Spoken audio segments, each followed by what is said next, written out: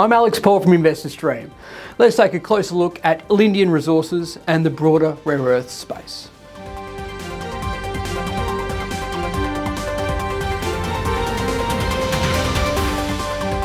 Now, joining me to discuss Lindian Resources is Far East Capital Executive Chairman Warwick Grigor.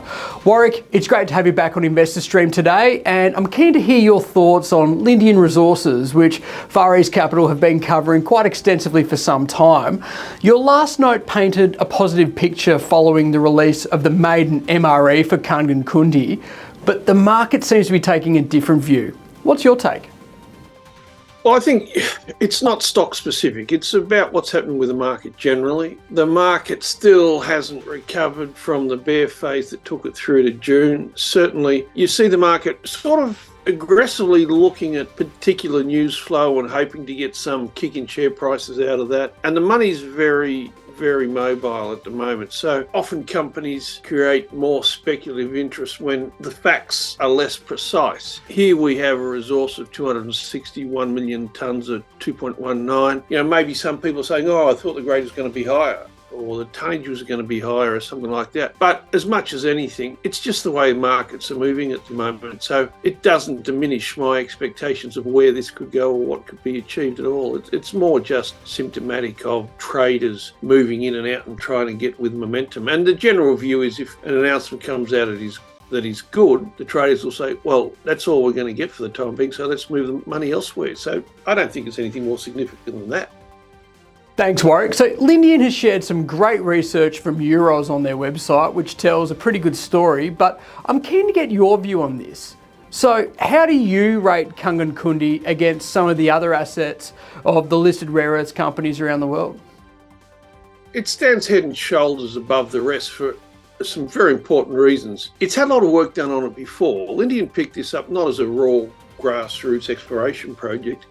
There was a lot of knowledge from previous owners of the license going over a few decades, but at the time when those companies had it, it wasn't the right time for rare earths. It's quite stunning how, with a hard rock deposit like this, how they've been able to get this resource in a space of probably about 12 months. So the difference is, whether it's 100 million tonnes or 200 million tonnes, it doesn't really matter. You might say, well, Company A or Company B's got more tonnage, but the grade at 2.19%, that's very impressive. If you look at Hastings with their project in West Australia, it's actually below 1%. I don't think the market is bothering to do a proper comparative analysis. The way I look at this is you've got something that's going to be at least twice this size, the grade of 2.19%. I think there'll be different domains within the resource itself which will become more apparent as they do more close space drilling. I think that this actually stands out as a world-class project in the true sense of the word. A lot of people say world-class, but they're just throwing words around. Given that it goes from surface to 800 metres and beyond is truly exceptional. If you look at companies like BHP, Rio, Fortescue, those big companies that want to get a rare earth division because that's where it's going, they're not going to muck around with little things. This is big. Perhaps the only uncertainty that some people might have is, well, the fact that it's in Malawi, but I don't know of any real negatives about being in a country like that. The more information and the more certainty that comes out, you'll find that these big companies are sharpening their pencils with a view to making a takeover. Great. So Lindian has been pretty clear in its market communication that they are now very focused on bringing Kangan Kundi into production, with their planned stage 1 processing plant coming online in late 2024. From your view, what do you think the market wants as they transition to this development phase?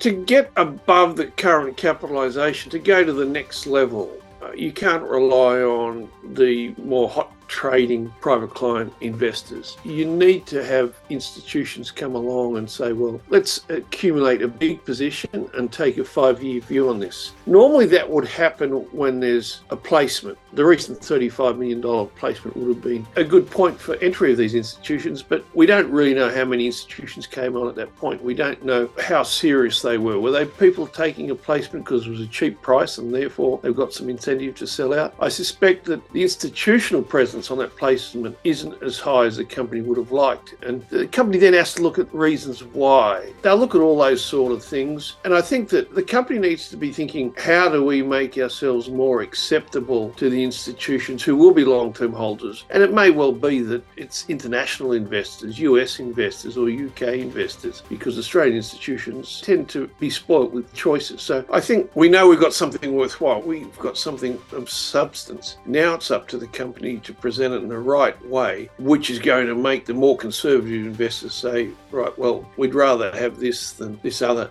highly promoted company.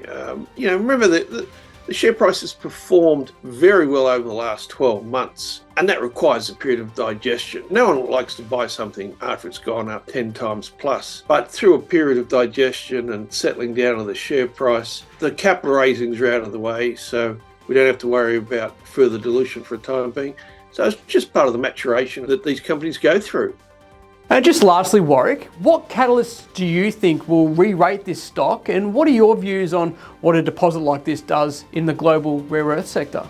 Well, the global rare earth sector, the biggest issue with it at the moment still is it's yet to develop the supply chains and downstream processing facilities ex-China, which can be utilised. We do have an issue with China turning on and off the supply and affecting the prices, but we need to have more higher level involvement of people in the industry, companies that want the rare earths and are prepared to take a longer term view and ignore the short term volatility of the price. I think that's important. In terms of the rest of the world, rare earths is a bit like the dog that was chasing the car and caught up with it.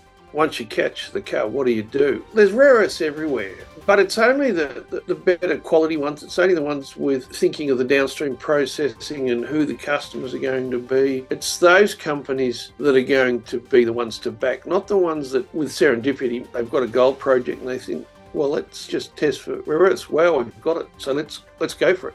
But these companies don't have the financial strength or the management skills to take the next step. Whereas looking at the MD of Lindian, he's got the experience, he knows where to go. He'll be an important leader. If there's any one project that gets up and going, this is the one to be looking at.